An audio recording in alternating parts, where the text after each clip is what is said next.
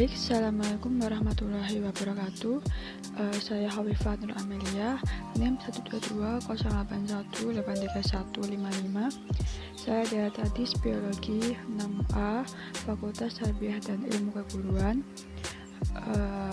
IAIN Tulungagung. Di sini saya akan membuat video pembelajaran tentang sistem peredaran darah.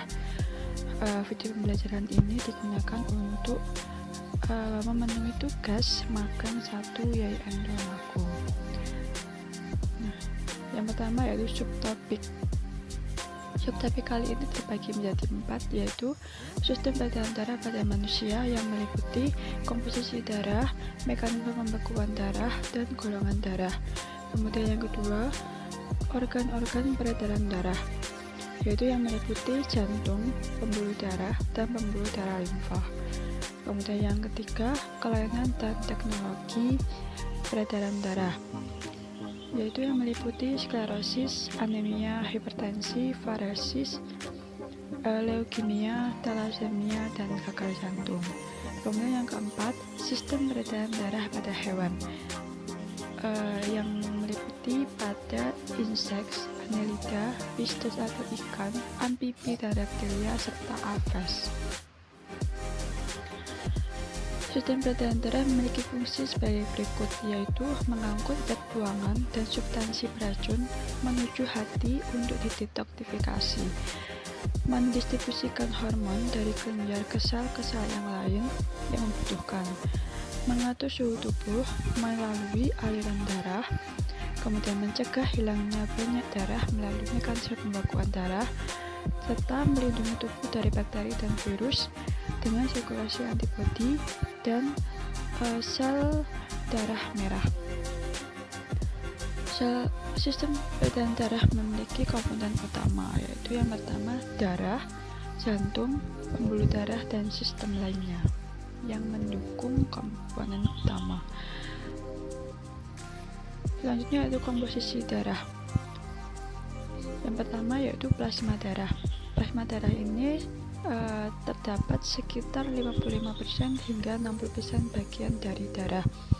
Plasma darah terdiri dari 90% air dan 10%-nya sisa dari zat-zat yang terlarut.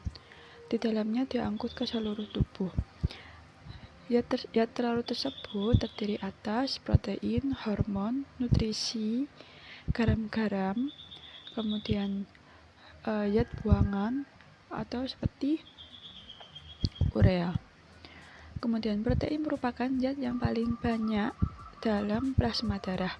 Berikut bagian dari 3 utama, yaitu yang pertama albumin, berperan dalam mengatur tekanan osmotik darah. Yang kedua globulin, mengangkut nutrisi makanan dan berperan dalam sistem kekebalan tubuh. Yang ketiga fibrinogen, berperan dalam mengangkut proses pembekuan darah. Yang kedua yaitu sel-sel darah merah. Sel-sel darah. Sel-sel darah ini hampir 45% dari volume darah manusia. Terdapat 3 macam sel darah, yaitu sel darah merah, sel darah putih, dan keping darah atau trombosit. Nah, itu adalah gambar dari komposisi plasma darah. Yang pertama yaitu sel darah merah, berasal dari kata eritro yang artinya merah dan cito artinya sel. Ciri-cirinya yaitu tidak memiliki inti sel dan berbentuk bionkaf, memiliki diameter 7 hingga 8 dengan tebal 1 hingga 2. Masa hidup sel darah merah sekitar 120 hari. Kemudian eritrosit diproduksi pada sumsum tulang. Pembentukan eritrosit ini disebut dengan eritropoiesis. Sel darah merah pada pria rata-rata mempunyai kurang lebih 5 juta per milimeter kubik, sedangkan pada wanita mempunyai kurang lebih 4,5 juta per milimeter kubik. Kemudian eritrosit mengandung hemoglobin sehingga membentuk warna merah, yaitu sebuah molekul kompleks dari protein dan molekul besi atau Fe. Yang kedua yaitu sel darah putih. Leukosit memiliki inti sel dan tidak mengandung hemoglobin sehingga tidak memiliki warna merah. Masa hidupnya lama, jumlah leukosit pada manusia sekitar 5.000 hingga 10.000 dalam setiap milimeter kubiknya.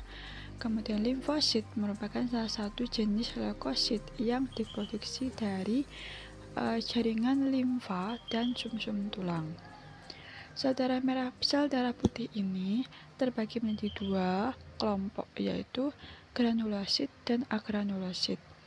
Granulosit atau sitoplasma yang tidak bergranula itu terdiri atas neutrofil, terus eosinofil dan basofil. Kemudian yang kedua agranulosit. Agranulosit ini merupakan sitoplasma yang tidak bergranula, yaitu yang meliputi limfosit dan monosit. Ya, itu adalah beberapa cara membedakan antara granulosit dan agranulosit, yaitu neutrofil itu menyerap zat warna netral. Yang kedua, eosinofil dapat menyerap zat warna asam. Kemudian yang ketiga, basofil menyerap zat warna basah. Yang keempat, monosit bersifat fagosinosit. Kemudian yang keempat, limfosit terdiri atas limfosit T dan limfosit B. Nah, itu adalah gambar dari leukosit, tepatnya yaitu limfosit. Selanjutnya yaitu trombosit atau keping darah. Fragmen-fragmen besar sel yang disebut dengan megakariosit. Ciri-cirinya tidak memiliki inti sel, masa hidupnya pendek sekitar 10 hingga 12 hari, kemudian berperan sebagai proses pemberhentian darah. Kemudian mekanisme pengumpulan darah.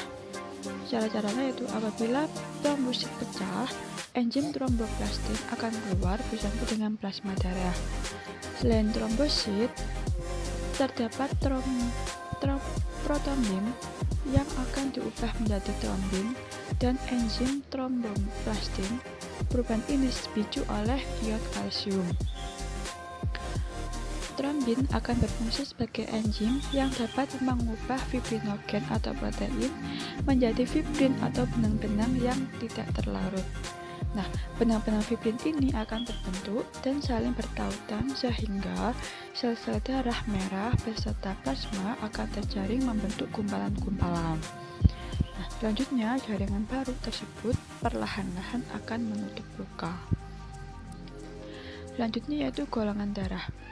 Sejarah dari golongan darah ini diawali pada abad ke-19 oleh Karl Landsteiner, seorang ilmuwan Australia bersama dengan Denard, mengelompokkan darah menjadi 4 bagian, yaitu A, B, AB, dan O.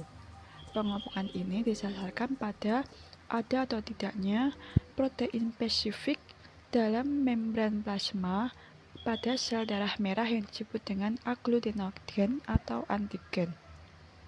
Nah, antigen ini merupakan molekul yang menyebabkan pembentukan antibodi. Nah, itu adalah gambar dari tabel 4 tipe darah A, B, AB, dan O. Nah, pada tahun 1940, Dr. Landsteiner menemukan bahwa sampel yang mempunyai penggumpalan tidak memiliki faktor RH dalam darahnya yang kemudian disebut dengan RH-. Nah, sistem respon ini sangat penting bagi ibu hamil jika darah ibu RH-, sedangkan anaknya RH+, dikhawatirkan akan adanya antigen RH+ pada anak yang masuk ke dalam darah ibu. Akibatnya akan terbentuk agglutinin RH di dalam tubuh ibu. Kondisi ini sangat membahayakan anak yang sedang dikandungnya. Selanjutnya itu transfusi darah. Transfusi darah pada golongan A bisa ditransfusikan ke golongan darah A, AB, dan O. Golongan darah B bisa ditransfusikan ke golongan darah B dan AB. Kemudian golongan darah O dapat ditransfusikan ke semua golongan darah. Kemudian golongan darah AB hanya bisa ditransfusikan ke golongan darah AB saja. Selanjutnya yaitu organ peredaran darah, yaitu yang meliputi jantung. Terdiri dari 4 luang, yaitu serambi dan bilik, serambi kanan, kiri, dan serambi bilik kiri. Antara serambi dan bilik terdapat katup atrioventrikuler yang berfungsi mencegah aliran balik dari bilik ke serambi saat bilik berkontraksi. Jantung memiliki 3 jenis katup, yaitu trikuspital bagian kanan terdiri dari 3 lembar, kemudian bikuspidal bagian kiri terdiri dari 2 lembar, dan katup seminularis. Katup-katup tersebut berfungsi agar aliran darah tetap searah dan darah di dalam jantung tidak bercampur. Nah, katup seminularis terbagi menjadi 2, yaitu katup seminularis aorta dan katup seminularis pulmonalis. Nah, katup seminularis aorta membatasi ventrikel kiri dan aorta, sedangkan katup seminularis pulmonalis membatasi ventrikel kanan dan arteri pulmonalis. Selanjutnya yaitu pembuluh darah. Aorta merupakan pembuluh nadi besar dan menyalurkan darah yang keluar dari bilik kiri menuju arteri. Arteri bercabang hingga membentuk arterior. Kemudian arteriol bercabang lagi membentuk kapiler-kapiler darah yang tersusun atas jaringan endotelium. Kapiler-kapiler ini hasil dari percabangan arteriol akan berhubungan dengan venula. Setelah melewati venula, darah akan mengalir menuju vena atau pembuluh balik. Nah, vena ini akan mengalirkan darah ke jantung. Selanjutnya yaitu tekanan darah, yaitu merupakan hasil dari gerakan jantung yang memompa darah. Tekanan ini bisa tinggi pada pembuluh arteri ketika ventrikel berkontraksi, begitu dengan sebaliknya. Kontraksi pada ventrikel disebut dengan sistol, sedangkan relaksasi ventrikel disebut dengan diastol. Selanjutnya yaitu pembuluh darah limfa. Pembuluh darah limfa ini disebut juga dengan pembuluh getah bening. Beberapa fungsi pembuluh limfa yaitu mengabsorpsi lemak di usus halus dan mengangkutnya ke darah, mengontrol cairan darah, dan menjaga kekebalan tubuh dari penyakit. Selanjutnya yaitu kelainan dan gangguan darah. Yang pertama yaitu sklerosis, yaitu gangguan pada elastisitas arteri. Nah, seiring pertambahan usia, elastisitas dinding arteri menurun akibat penimbunan zat kapur. Yang kedua yaitu anemia, yaitu kekurangan darah, kekurangan hemoglobin, kekurangan sel darah merah, atau kekurangan zat besi atau Fe. Yang ketiga yaitu varises, yaitu pelebaran pembuluh darah vena. Nah, varises ini umumnya terjadi di daerah betis pada manusia. Yang keempat yaitu leukemia, yaitu kelebihan sel darah putih. Nah, kelebihan ini disebabkan oleh pertumbuhan abnormal pada jaringan yang memproduksi sel-sel darah. Yang kelima yaitu gagal jantung, yaitu penurunan kekuatan kontraksi otot jantung. Hal tersebut mengakibatkan volume peredaran darah ke seluruh tubuh akan berkurang. Nah, ini adalah perkembangan teknologi dari jantung, alat-alat yang bisa mengobati jantung. Yang pertama yaitu elektrokardiograf atau ESG, merupakan alat yang digunakan untuk mendeteksi kondisi jantung dengan cara memantau irama dari frekuensi jantung. Hasil pengukuran elektrokardiograf ini disebut dengan elektrokardiogram. Elektrokardiogram pada jantung normal yang sehat dihasilkan grafik berulang yang teratur. Yang kedua yaitu alat pacu jantung, digunakan untuk merangsang jantung berkontraksi kembali. Alat pacu jantung ini mengirimkan pulsa-pulsa listrik melalui otot jantung sehingga jantung dapat berdetak kembali. Selanjutnya yaitu sistem peredaran darah pada hewan. Yang pertama yaitu serangga.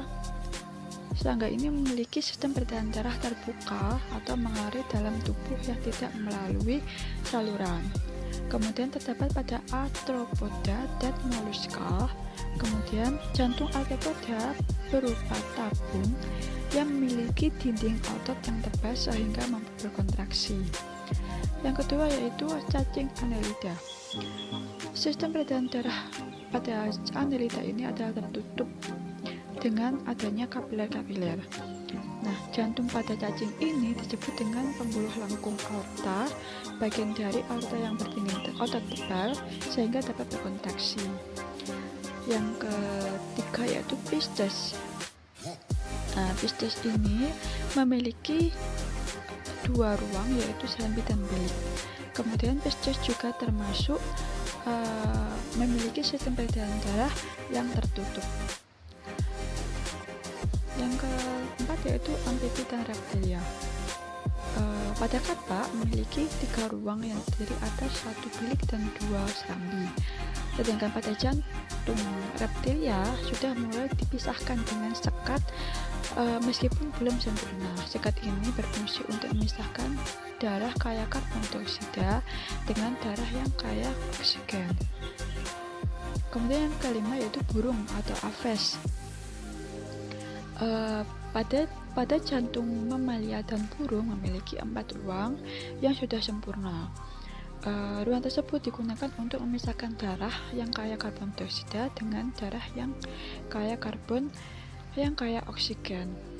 Nah, kuat untuk hari ini, pembelajaran hari ini adalah tidak masalah seberapa lambat kau berjalan, asalkan kau tidak berhenti. Saya mengambil dari cuplikan Confucius. Nah, terima kasih sudah menonton video kali ini. Mohon maaf apabila ada kekurangan. Wabillahi taufiq wal hidayah. Wassalamualaikum warahmatullahi wabarakatuh.